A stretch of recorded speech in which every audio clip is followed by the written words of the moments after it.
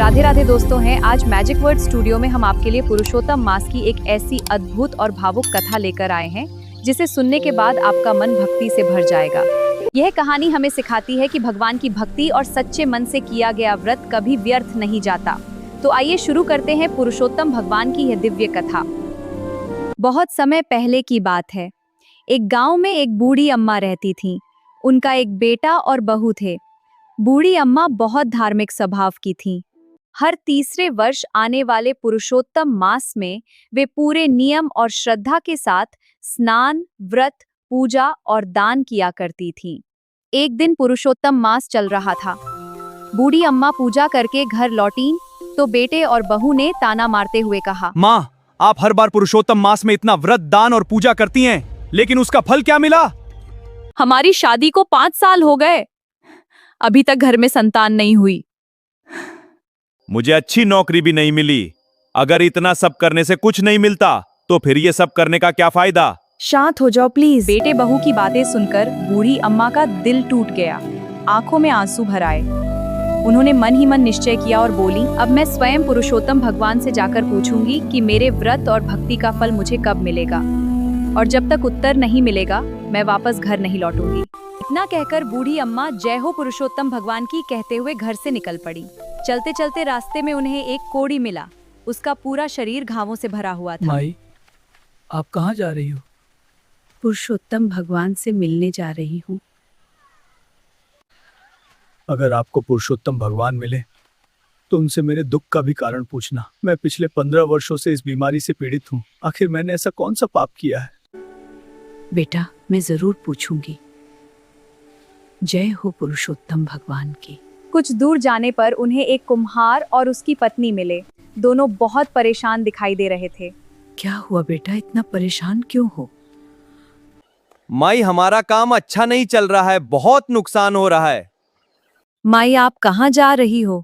मैं पुरुषोत्तम भगवान से मिलने जा रही हूँ। माई, हमारा दुख भी भगवान से पूछना। बेटा, भगवान सब देख रहे हैं। हम मटके बनाकर अपना जीवन चलाते हैं, लेकिन पिछले कई वर्षों से हमारे सारे मटके या तो बनते समय फूट जाते हैं या पकाते समय टूट जाते हैं। हमारी गरीबी खत्म ही नहीं हो रही। ठीक है बेटा, मैं पुरुषोत्तम भगवान से जरूर पूछूंगी। अच्छा, अब मैं चलती हूँ। जी ठीक है दादी। धन्यवाद, आप अपना ध्यान रखना। थोड़ी दूर आगे बढ़ी तो रास्ते में एक विशाल सांप मिला। सांप फुफकारते हुए बोला, बुढ़िया, मैं तुझे डस लूंगा। अगर तुझे डसना है तो लौटते समय डस लेना। अभी मैं पुरुषोत्तम भगवान से मिलने जा रही हूँ। नहीं, रुको। मुझे जाने दो। अगर भगवान मिले तो उनसे मेरे दुख का भी कारण पूछना। मेरी नागिन हर साल अंडे देती है, लेकिन एक भी बच्चा जीवित नहीं रहता। ठीक है, पूछ लूंगी। जय हो पुरुषोत्तम भगवान की। आगे चलते चलते बूढ़ी अम्मा एक बड़े पेड़ के नीचे पहुंची। वहां एक साधु महात्मा बैठे हुए थे। माई, कहाँ जा रही हो? पुरुषोत्तम भगवान से मिलने जा रही हूँ।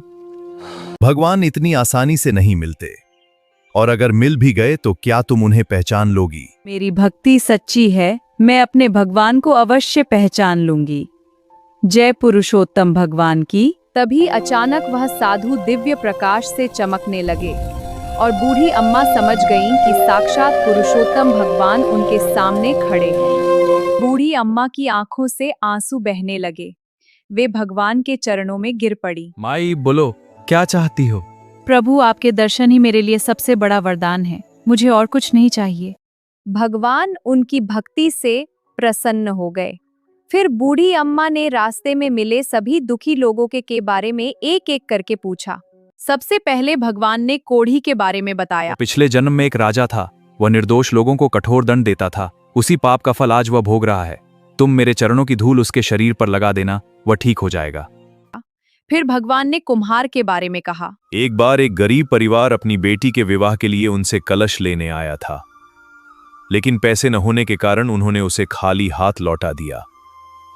उसी का फल वे भोग रहे हैं। अगर वे 100 मटके दान कर दें तो उनका दुख दूर हो जाएगा।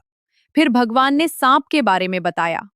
उसकी नागिन ने एक गर्भवती स्त्री को डस लिया था, जिससे मां और गर्भस्थ शिशु दोनों की मृत्यु हो गई।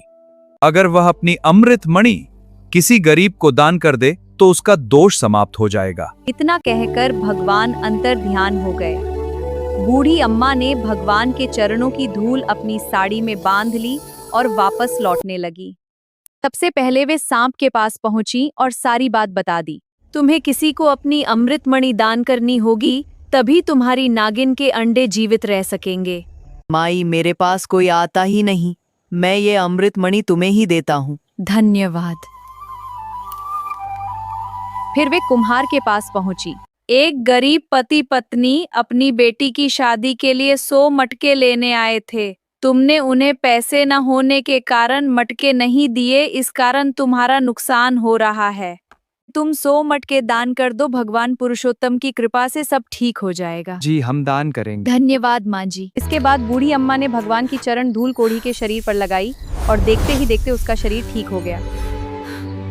वह खुशी से रो पड़ा और बूढ़ी अम्मा को बहुत सारा धन देकर विदा किया।